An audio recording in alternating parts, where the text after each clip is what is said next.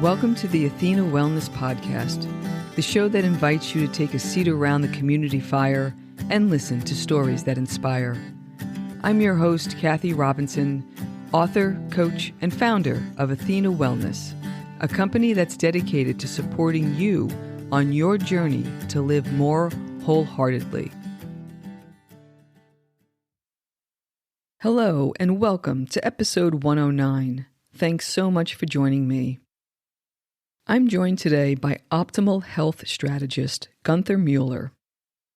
Gunther has spent the last decade working with medical professionals to help them bring new wellness optimizing therapies to their patients. Along with being an entrepreneur, Gunther has a passion for personal development, and he helps his coaching clients create the life they love to live. Here's what we cover: what optimal health is and why it's important, what manifestation is and what it's not, what happens when the concepts of optimal health and manifestation converge, the components of happiness, and a 5-step process to create more happiness in your life. We cover some interesting concepts, and you can learn more about them and Gunther at his website, which is linked up in the show notes. And now on to the show. I hope you enjoy the conversation. Gunther, welcome to the Athena Wellness Podcast. Thank you so much for being here today. Hey, Kathy, my total pleasure to be here. Looking forward to our conversation today. Please share a bit about who you are and what you do. I'll give you the short version. I grew up in Queens, New York, went out to Colorado for college, been in many different industries, entrepreneurial, owned restaurants for 14 years. I've been in the solar business. I've been in the coffee industry. Most recently, though, in the medical field for about a decade, training physicians on how to optimize hormones and nutrition. That was a very fun area, anti-aging type medicine and just optimal health all around. And then, most recently, my passion has become the mindset space, because I guess as you get older in life, you're just looking for deeper meaning and fulfillment and all that, and how all this really works.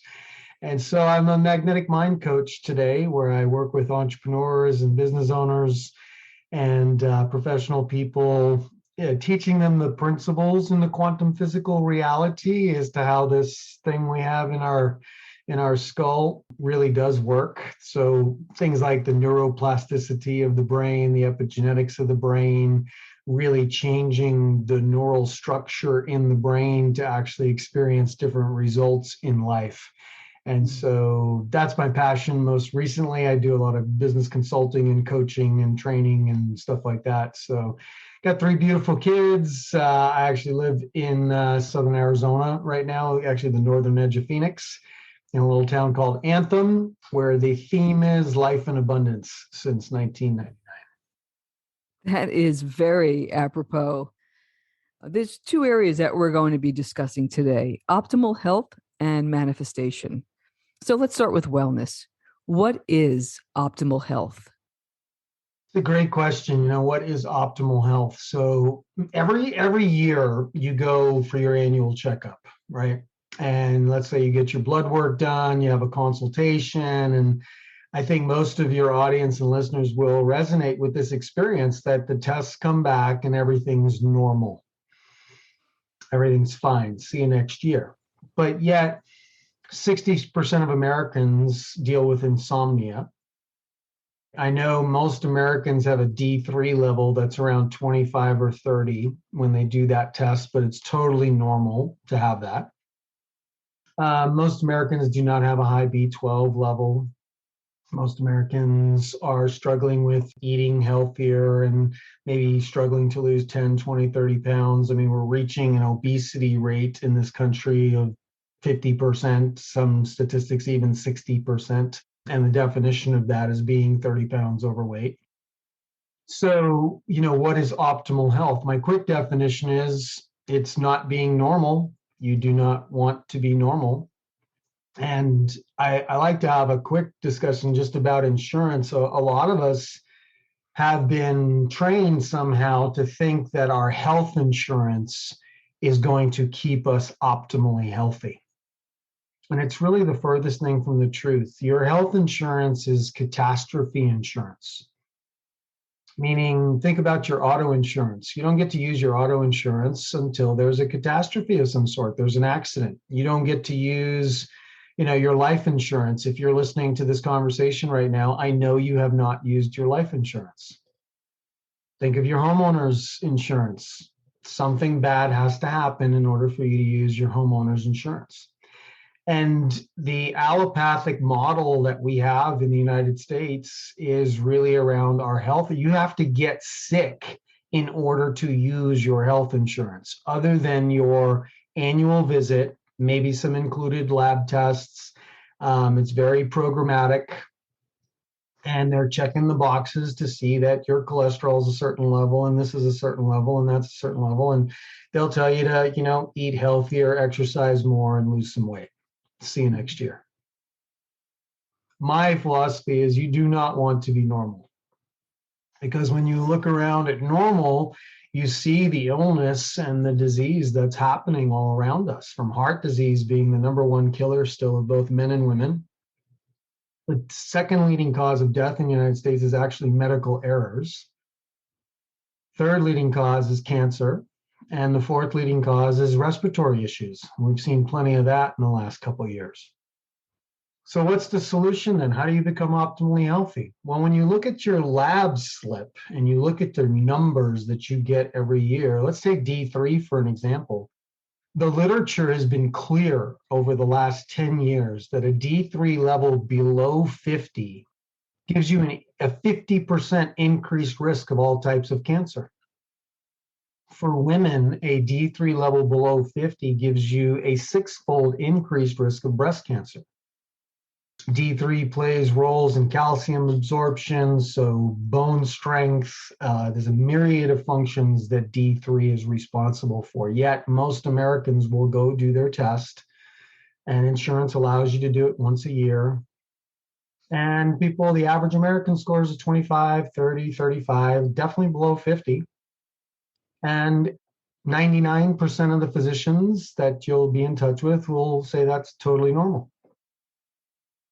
Now, in the medical practices that I've worked with and the physicians that I've worked with, we're looking for a D3 level of 60, 70, 80 to be in that optimal range so that you can age more holistically. You can age better. Your brain function works better. Your skin is better.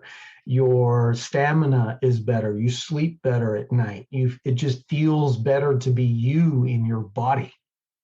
And that's just one simple thing. Like our B12 levels, if you do a test on that, if you test sometimes at a 900 or 1,000 or 1,200, the practitioner may tell you that your B12 level is too high. Well, the truth is it's a water-soluble product. It depends when you are testing it. And B12 is related to energy. The number one symptom that people present with to their doctor these days is, "Doc, I'm tired. I'm fatigued. I just don't have natural energy. Of course, I don't sleep well at night." So people are prescribed Ambien and Lunesta, and those drugs have certain side effects, and you don't feel good using those. So what do you do, right? What do you do to become optimally healthy? Well, my prescription for that is really simple. You need to give the body the raw materials that it needs so that it can use its own innate intelligence to heal itself. And this is being focused on, food, not just feeling a hunger pain, but food as nutrition, and really selecting your food consciously. Still eating things that you like. I'm never one of these people that says, "Oh, you can never eat ice cream again," or "You can never eat the things you enjoy." It's like, look, one of the simple pleasures in life is your taste buds, and limiting by willpower, that's not a good strategy. It's not going to work. But if you eat pizza and beer every day, 7 days a week, you're going to have some issues. I'm not saying never eat pizza and beer. I'm saying you just can't have it for dinner every night.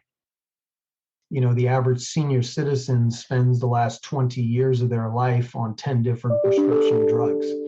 and they all have their array of side effects, and it's one prescription to solve another issue that the other last one caused. And so you wind up being on all these medications. And I'm not against pharma or anything like that, because they've created some life-saving drugs. I think emergency medicine is, fascinating in how, if you're in a bad accident or a situation, that they can keep you alive and put you back together is phenomenal, or what they can do in brain surgery or organ transplants. My beef is really the last 20 years of life and the prescriptions that you get put on for the rest of your life, and not anyone paying attention to really treating the root cause as to why the body is deficient in the things that it needs to thrive. And it just seems like the allopathic model pays no attention and pays no interest to anything in that realm. And so people suffer the consequences. Mm-hmm. Let's do a little manifestation 101. For those who aren't familiar, or maybe they've heard of it and are a little skeptical, can you give us a macro view on manifestation? In particular, how do you define it and why is it useful? Well, I'll answer the last question first. Why it's useful is because, look, as human beings, we desire less pain and more pleasure in life. Pretty simply, right? Less pain, more pleasure is a good thing. And so we usually structure our lives to try to figure out how to achieve that. Now, in most of our upbringing, in most of our schools or parental structures, church structures, however we've been socialized and we've grown up, we've been brought up in what I'm going to call the problem-solving reality. Even in business, when we look at our goal-setting programs, they are designed to solve a problem. We have a goal, there's something we'd like to achieve, and so we're going to come up with the 5 things that need to get done, and we're going to put dates on those 5 things, and then we're going to set about solving the problem to get to the end result that we like. And so that, although does work to get to your problem-solved reality, what it's not doing is giving any space or allowing, let's call it the universe, to provide maybe an even higher, better solution than the one you figured out. And this comes into masterminding a lot. So in business, if you've read Think and Grow Rich or Napoleon Hill's work, and he interviewed some of the most successful people in the world at that time, and they were all part of what he called a mastermind group. And a mastermind is just a simple definition of maybe 8, 9, 10 people in a room that are all focused on one thing. And it is the meeting of those minds that eventually the ultimate solution comes up. It may come out of one particular person's mouth, but it is really the mind sync that's happening right there, pulling information from all that is, so that everyone can benefit from, call it the meeting of the minds, and why it's called a mastermind, right? So my work is very much around stepping out of the problem-solving reality and stepping into what I'm going to call the creator stance. So instead of focusing on solving a particular problem, the creator stance is one in which you try to envision or see or determine what really you would like it to look like. So it's the idea of beginning with the end in mind, or beginning with the end result, or what I call a true choice. Being focused on that end result. Quantum physically, what it's doing is it is sending that signal into the quantum field that this is the desired end result. And you kind of allow this quantum physical field to show up for you and arrange sometimes the people, the circumstances, the opportunities, the what we sometimes call serendipity or coincidence. Things just kind of tend to show up. So we have a choice. We can be in the complete problem-solving reality where we have to determine everything, every outcome, and figure every little jot and tittle out of how we're going to get to where we're going to go. Or we can take this creator stance and focus on the end result and kind of allow the how of how that's going to come together to be a little bit more drawn to you. instead of you having to chase it or run after it or make it happen, right? In the problem solving world, we're making things happen, and we've already pre-decided what they need to look like and how they need to work. In the creator stance, we're saying this is the end result I'd really love to experience, and I'm going to allow things to kind of manifest and be created and kind of show up for me. So it's a method of less struggle, I want to say, a consciousness of understanding what science understands today. Again, this is not my opinion. This is 40 years of quantum physical research, and it all stems from an experiment really in 2001. So everybody's kind of living together in what I'm going to call a co-created universe, because everybody has their view of the world. It's almost like a holographic movie that we are living in. And you are really the director. You're the script writer. You're the producer. You're the screenwriter. You've handed everybody their parts. And although the world appears as though it's happening to you, it's really happening for you based on the identity structure that you've created over a lifetime. And so the experiment back in 2001 was that they discovered that the particle, the quantum physical particle, only showed up when the observer had the intention to work with the particle. Well, that was kind of a mind blower, because you think particles, they just always exist and they're always around, but they're not. They actually showed up when the observer intended to see it and work with it and manipulate it and accelerate it and all the different things that they did with those particles, right? So if that's true, then how do you apply that to your everyday life? So it extrapolates out to say that your intention, your focus, is what is creating the experience that we're having in what we call reality. Mm-hmm. So let's talk about what happens when those two things converge.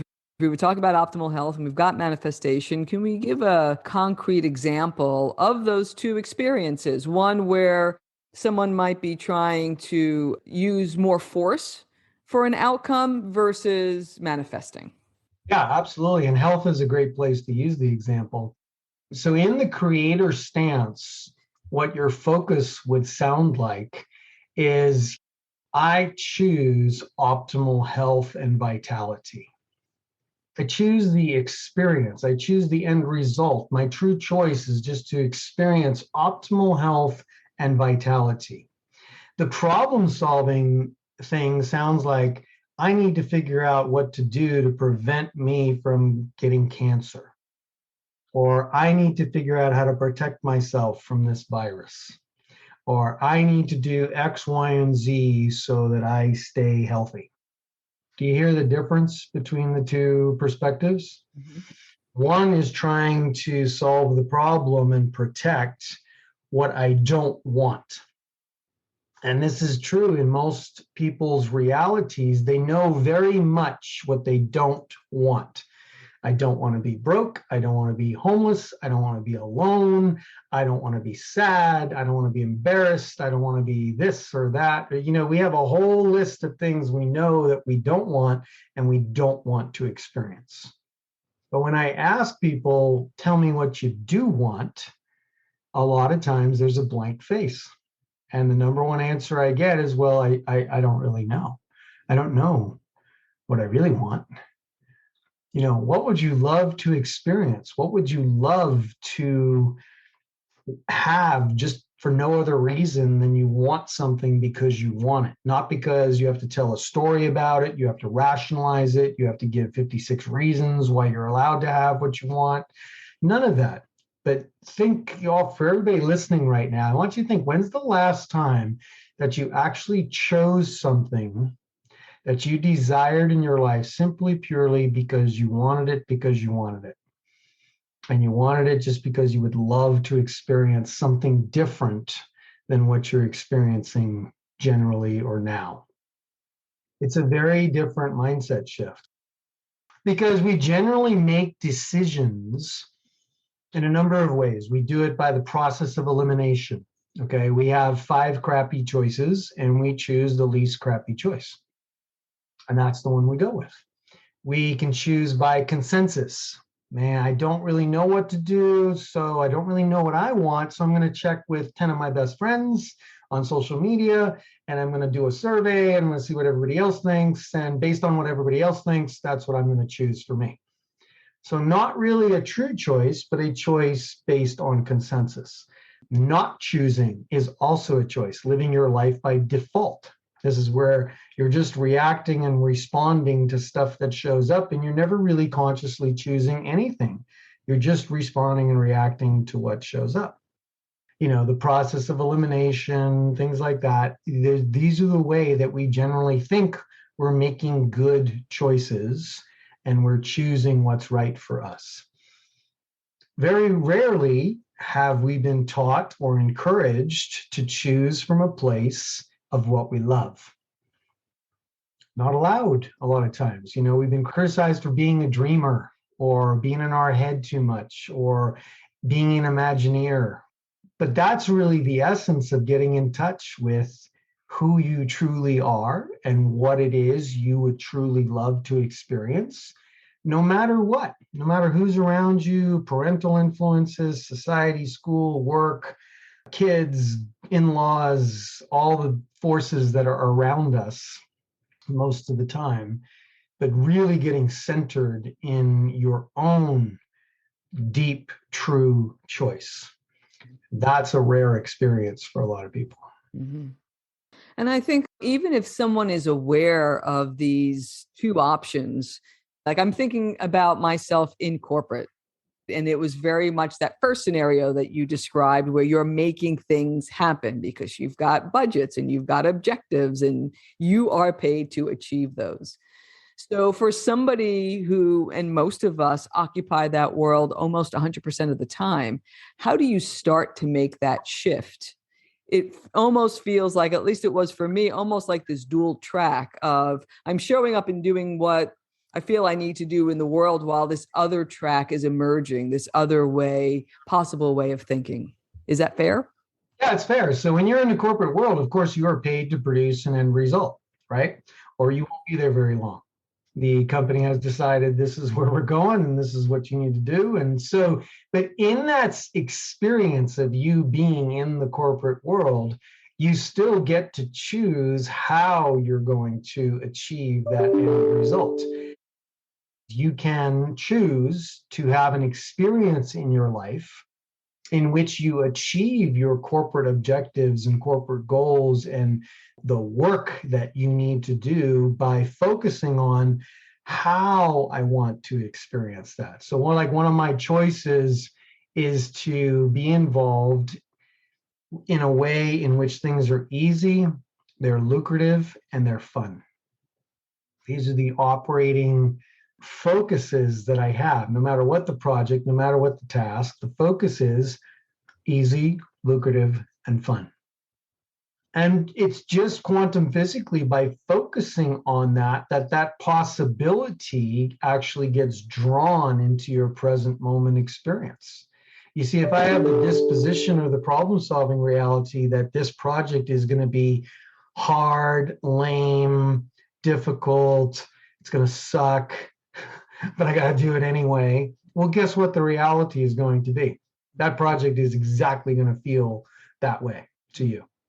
So this is where the benefit of understanding how your focus and how you prime your mind for this, let's say, level of positive emotional experience and keeping out, let's say, the negativity that is around us generally all the time. I mean, if you start your day listening to everything that's wrong in the world, your day is going to have a lot of things that are wrong in it. It's just a priming of the mind. Now, is it easy to prime your mind with, let's say, positive things? And there's the top 10 positive emotions. If you study into the positive psychology space, you're going to find that the top 10 positive emotions, they sound like this: joy, gratitude, serenity, interest, hope, pride, amusement, inspiration, awe, and the final one, love. Those all crammed together in some formula or some combination is what we experience as happiness. So happiness is a combination of those things. I mean, if you Google the word happiness, Google comes up with the answer that happiness is the experience of being happy. I'm like, that doesn't help me very much. What is actual happiness? And positive psychology today, that movement, the psychology movement for the longest time had nothing to offer people that wanted to actually improve their life. Psychology only had offerings for you if you were like at -12 and needed to get back to 0. There was some mental disturbance. There was some issue, some depression, some anxiety that was preventing you from performing fluidly in your life. So psychology got involved and either medicated or, you sat on the couch for a while and we talked through a bunch of things and tried to get you back to 0. The positive psychology movement is relatively new, and it's designed to focus on how do you get from 0 to +12 and not just be normal at 0. And so what they found now is that this is a real truth that corporate America needs to understand and know, is that happiness leads to success, not the other way around. And how many corporate people have made the conscious decision to sacrifice happiness to some point in the future, that now they're going to sacrifice, now it's going to suck, now it's going to be hard, now it's going to be this. But if I do this, then one day I will get to have this thing I define as happiness. Mm-hmm. When the positive psychology, I mean, the meta-analysis studies that have been done prove beyond a shadow of a doubt now, over 275,000 people studied, over 200 studies, happiness actually leads to success. If you want to know the chicken and the egg, which comes first? Happiness comes first. And what is happiness? Some combination of those emotions, those positive emotions: gratitude, awe, love, hope, accomplishment. Those feelings that when you foster those by choice, consciously, you take on certain activities that produce those emotions in your body, in your mind, in your imagination now, it will prime the mind to attract this success point that you're looking for. And so it's really all about the present moment, because all the present moment is new experiences coming into the present moment and then moving through the present moment and becoming part of your past. And if we look at our life, we're just a series of habits. From the moment we wake up in the morning to the moment we go to bed at night, we are habitually, instinctually moving through certain routines that we have established for ourselves to avoid pain and increase pleasure as much as possible. When I look at the human condition, there's really only 3 buckets that we have, let's call them gripes in or problems in. And that is money, love, and health. Mm-hmm. When you look at what people want, they want to be healthier. They want to experience love in their relationships, whether it's intimacy or better relationships with their kids or their employer or whatever. But just that whole bucket is around relationships. And then, of course, people have the desire for this thing of abundance, this ability to have more than enough and to not have to struggle so hard to make ends meet in life. Those are really the 3 buckets. And so this whole conversation is around, well, how do you actually create a life that you love?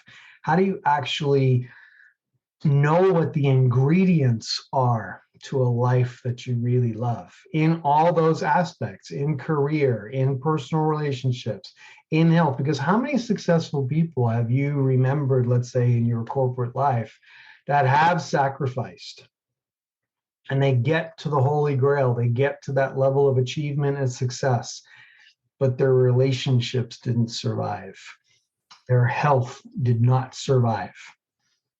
And it created a whole drama, pain type cycle that had to be dealt with because the focus was so much in this one area that everything else was sacrificed. Hmm. Yeah, I think that was the way, back in the day. I do see that changing now. I love what you said about positive psychology, which gets a bad rap. But, you're talking about going from 0 to plus 12. And just like our conversation before with health, optimizing health, you want to optimize your happiness. You don't want to be normal. You want to be above that scale. And these are ways of doing that. And for folks who think that this is, oh, well, I'm just going to put this intention, there's nothing else I need to do. What you're really talking about is more of a mind shift. And to give a practical example, I know my last 5 or 7 years in corporate, inside, I felt this sense of letting go in a healthy way. Of I knew what I needed to do. I knew how to get things done. I had a good network of people. I had a great team. Like when all those pieces are in place, it's easier to kind of let go. But what that did was it allowed me to bring in the things that I loved. As an example, I love writing. I love storytelling. What if I brought that into the professional talks I had to give and the board presentations I had to give? It was something I loved. It wasn't obvious to anybody else, but there was an energy shift that people could feel and didn't know why. So I think that's kind of what you're describing.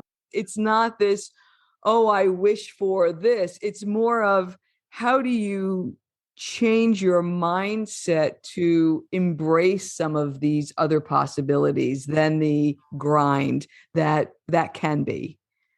Yeah, it's looking at the grind. And I would say if you're looking at a grind in your life right now, that's just the way it is now. Well, if you don't want to continue to experience the grind, tell me what it is you would love to experience.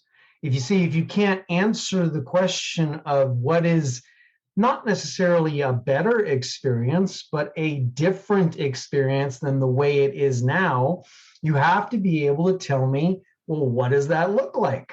What does that feel like? Like your example of loving to tell stories, and you brought that into your corporate presentations, and that was you. It created a joy, it created a fulfillment, it created a meaning to the work that you were doing anyway.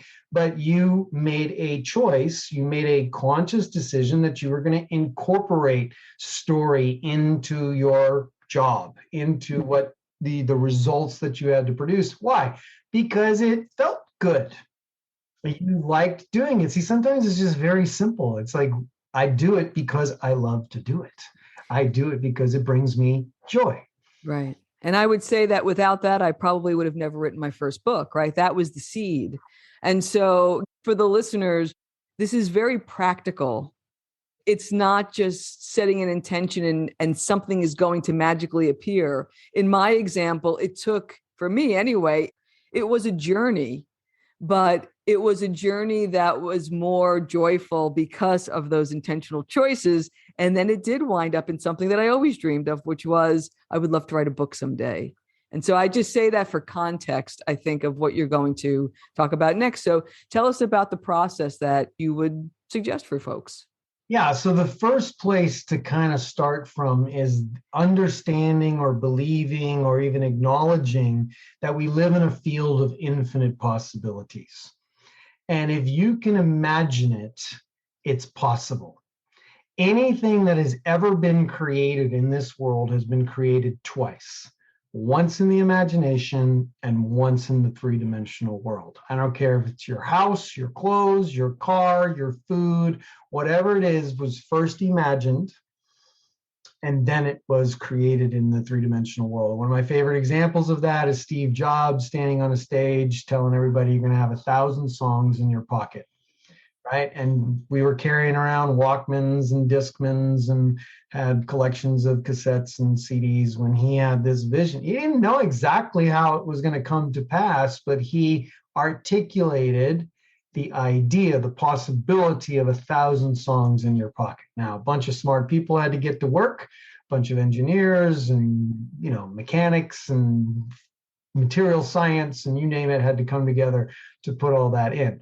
So we start from a place of imagination. We start from a place that is infinite possibilities. And the way to think about infinite possibilities, have you ever been out on a mountaintop at night and you've seen the stars, they seem infinite as to how many stars there are. Now imagine each star is a particular possibility that could be drawn into your present moment experience.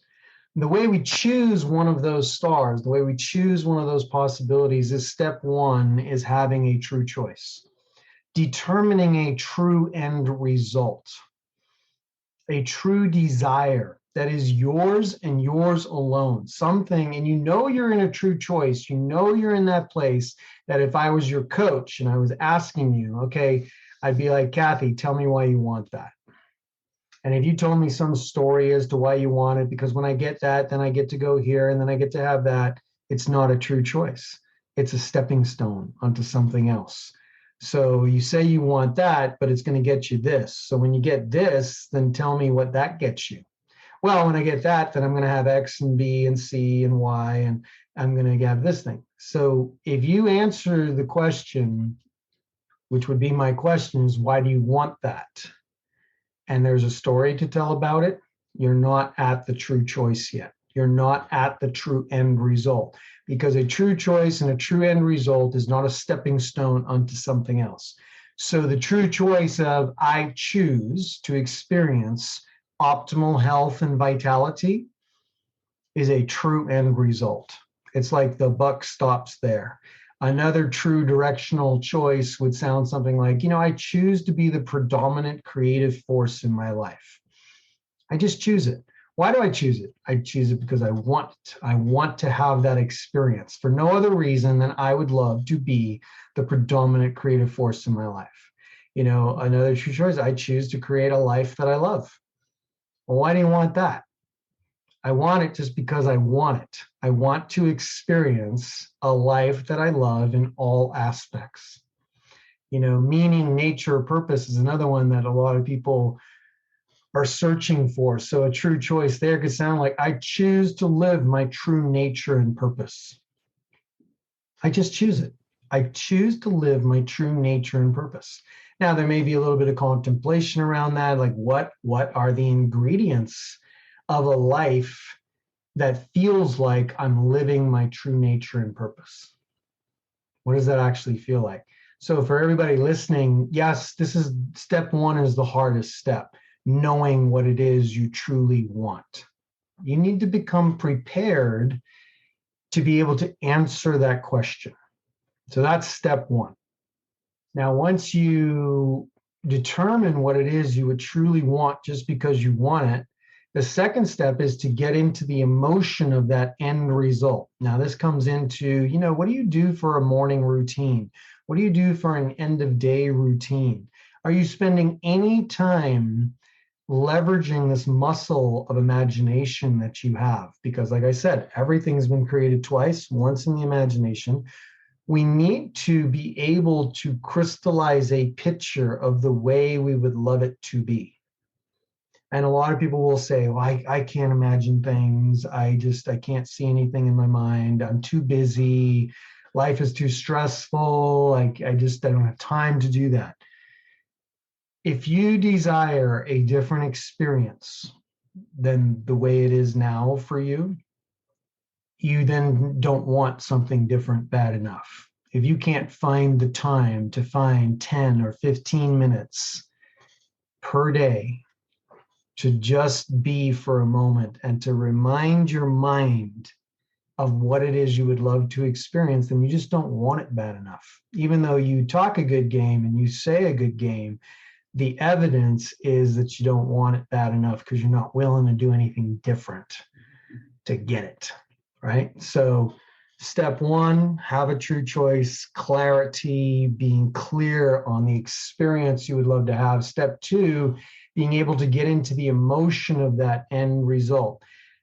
Already having created it, already imagining it to be reality, my question as a coach would be, what does it feel like? What does it feel like to have that right now in all of its granular detail, all the adjectives, all the descriptors? What does it feel like to be that future version of yourself now? And the beauty of the mind is that the mind does not know the difference between imagination and reality. doesn't know the difference. When you're imagining something fully, the mind thinks this is really happening.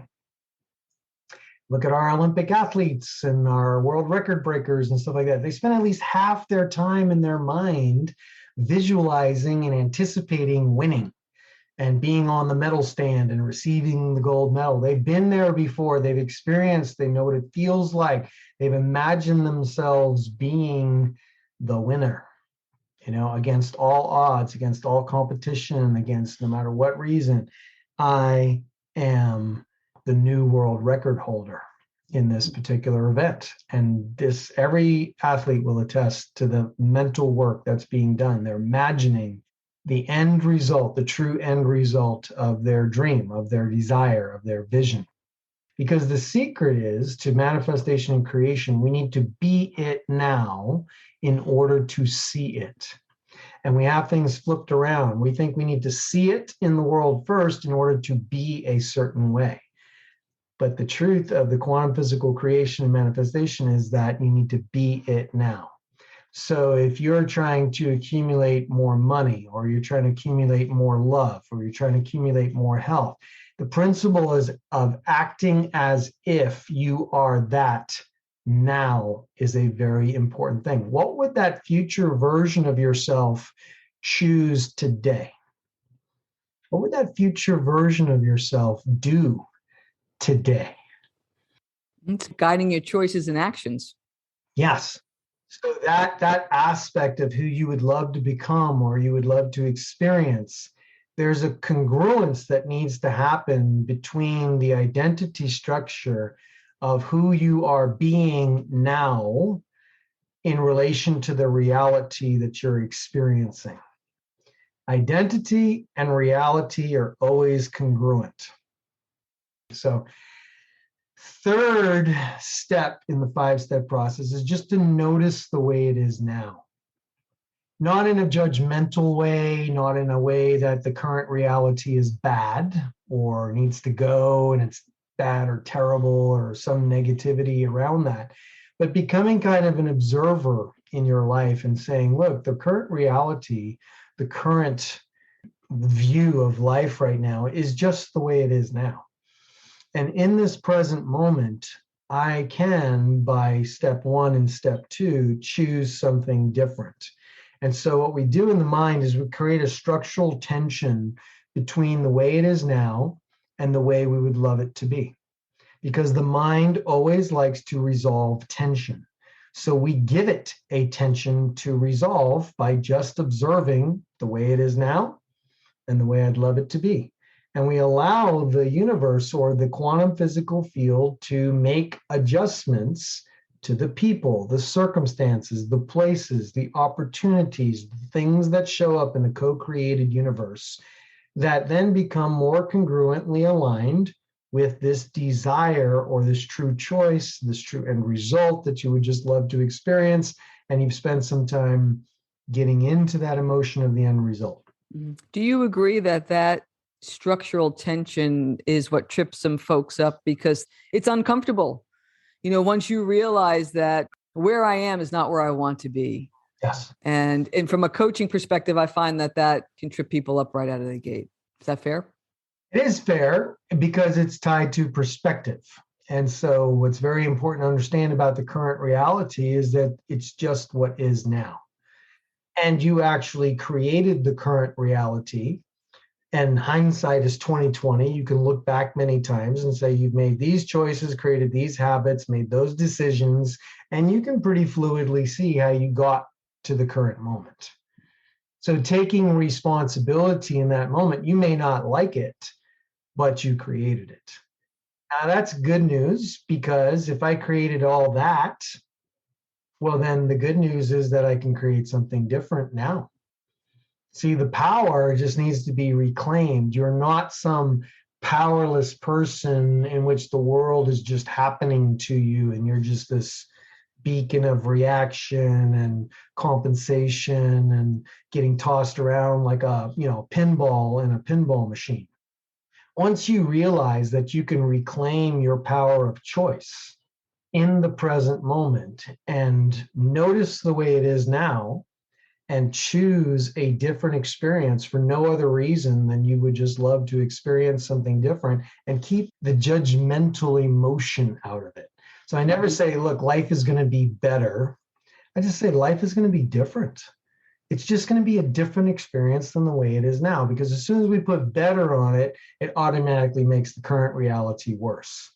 As soon as you can see the current reality as doable, I've been doing it. It's okay if I had to keep doing it. I know how to navigate that. I know how to do that. And you can take the negative emotional response to the way it is now and get that kind of out of the way. It frees up your identity structure to shift. It allows it to move around a little bit. And the identity structure is formed by baseline unconscious thoughts of like, I'm not good enough, I'm not worthy, I'm not capable, I'm not perfect enough, I don't belong wherever I find myself. And these have been formulations that have been created throughout the current life stream, usually by the 0 to 7-year-old version of yourself. Because when you first come into the world, you are figuring out what life is like here. And so depending on the parental influence, the schools, the extended family, whatever's coming at you. I mean, the typical 3-year-old gets told no 300 times a day. So if you imagine in your 3-year-old reality, you were told literally no 300 times, can't do that. So all the desire, all the things you wanted to put in your mouth and experience and touch and go over here and knock something over, you were told, no, no, no, no, no, no, no, no, no. And so you learned real quick that what I want to do is not allowed. Now you get into adulthood, and if that pattern and that program is still working, you have this unconscious program that says, well, whatever my desire is, I'm not allowed to do it. I'm not allowed to go for it. I'm not allowed to experience that. I've been told no so many times. Or maybe it's a perfection thing, and there was a negative experience with not being perfect enough or good enough for a particular thing, and it was painful. So you made a choice and you made a decision to say, I'm not going to experience that again. So anytime a new opportunity comes up, the egoic mind reminds you that, hey, you're not good enough to have that. That's for other people to experience and enjoy, but you're not good enough for that. So you recoil back and you don't go for it, or you stay small and you play small. There's all kinds of things. The beauty about the magnetic mind method is we don't have to go back and solve all of that. We don't have to uncover it. We don't have to figure out the why, the what for, the how come, and spend all that time trying to heal or fix something or repair. I come from the perspective that wherever you find yourself, you are not broken. There is nothing to fix. You're just in the present moment. Step 3, you're just going to observe the way it is now and create a structural tension in the mind. This is the way I'd love it to be. And allow the quantum physical space to resolve that tension for you so that your identity structure can freely move and shift into a new reality. Step 4, what I do in my coaching world is it's called magnetic mind recode, where I, on behalf of a client, will step into their superconscious realm. So we have what I'm going to call superconscious, unconscious, and conscious. And your conscious mind is only about 5% of your mind. That the thing that we're aware of, this consciousness that we have as to who we think we are. Your superconscious is that aspect of you that is totally connected to everything, always has been, doesn't sleep, knows every traumatic situation you've ever been through, knows every embarrassment, every pain, everything. You don't have to tell it anything. It was there when it happened. Now, the decisions and the thoughts that you have come up with and made, they may no longer serve you in this moment. They served you at some point, but they don't serve you right now to get what you want, to have the experience that you want. So in a recode, which takes about 15 minutes, we just go to superconscious and we say, do you see the way it is now? Do you see the way we'd love it to be? And do you see the resistance that's in the way of having that reality be possible for the main personality right now? And superconscious, of course, knows it, understands it. And superconscious always says yes. It's a yes-no type kind of thing. Is this there? Is it not there? Can you fix it? Can you not fix it? Can you help it? Can you not help it? And most of the time the answer is yes. And so we just go through a process instead of trying to hit it from the conscious mind through positive affirmations and willpower and trying to impregnate the unconscious with positivity. We go to the superconscious realm and we say, hey, superconscious, do you see the resistance, the blockage, the thing that's in the way? Can you recode that? Can you just, it's like a Windows 10 update to the subconscious. So you click, yep, download, recode, boom, in there, restart the machine. And now the hardware is running with a different set of instructions, which is all the subconscious mind is, just a set of instructions. And then the fifth step is to take obvious action. So once you figure out your true choice, you get into emotion of the end result, you create this structural tension in the mind between the way it is now and the way I'd love it to be. Maybe you do a recode session to just try to speed that process along. But step 5, very, very critical, is to take obvious action. Let's take health again. True choice is to have optimal health and vitality.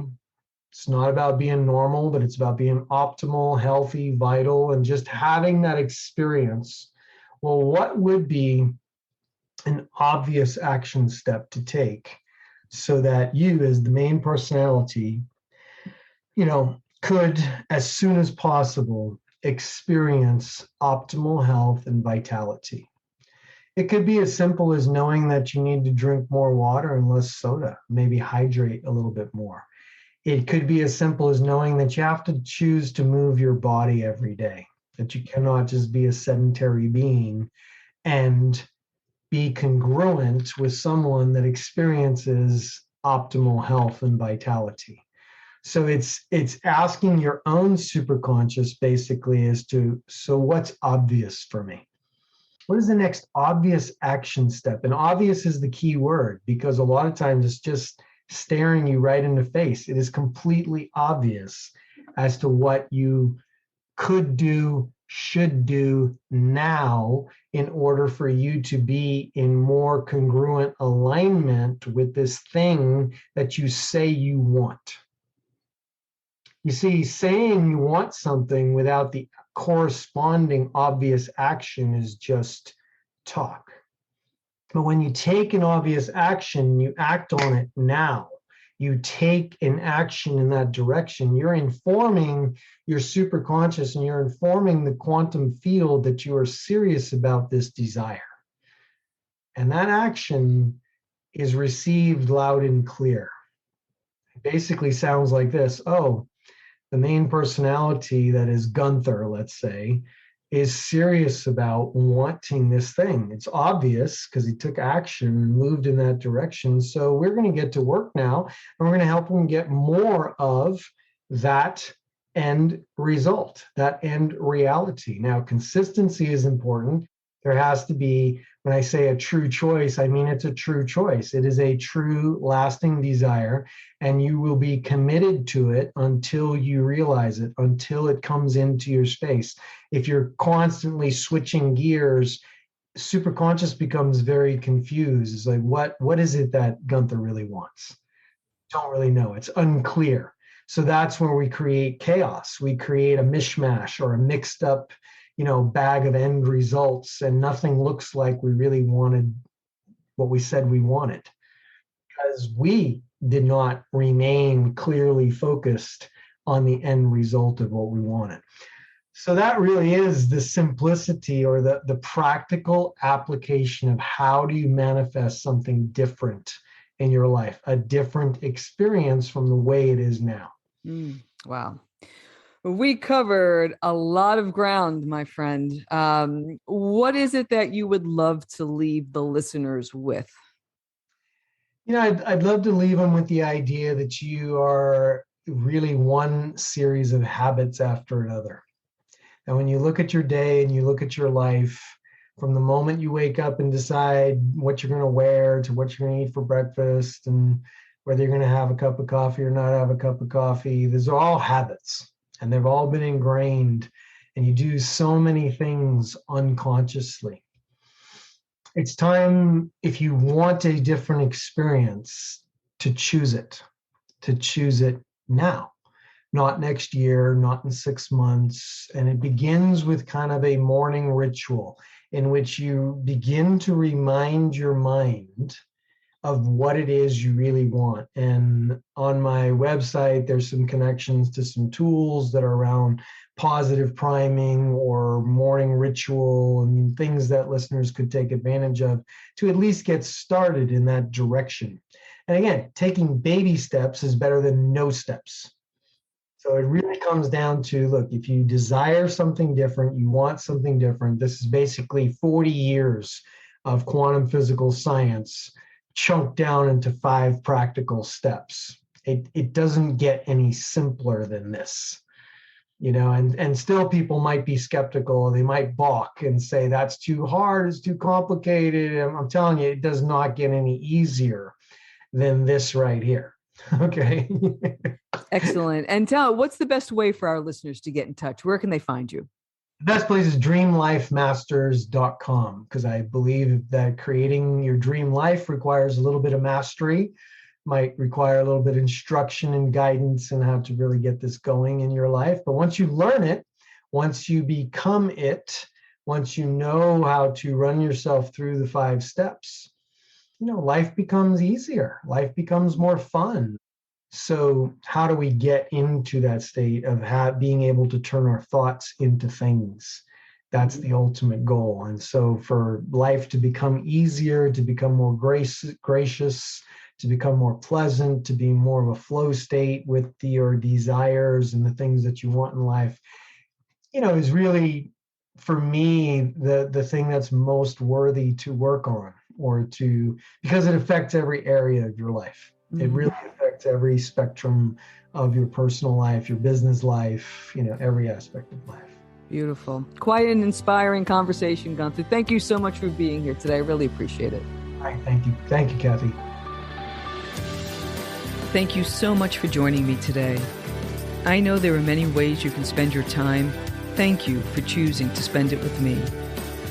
Until our paths cross again, be kind to yourself and show your warrior spirit some love. If you know anyone who could benefit from today's episode, please pass it on. And many thanks for supporting the show by subscribing and leaving a review. It means a lot, and it helps others find their way to our circle. If you'd like to access the show notes, have a question you'd like addressed on a future episode, or would like a transcript of this episode, visit www.athenawellness.com/podcast. Until next time, be well.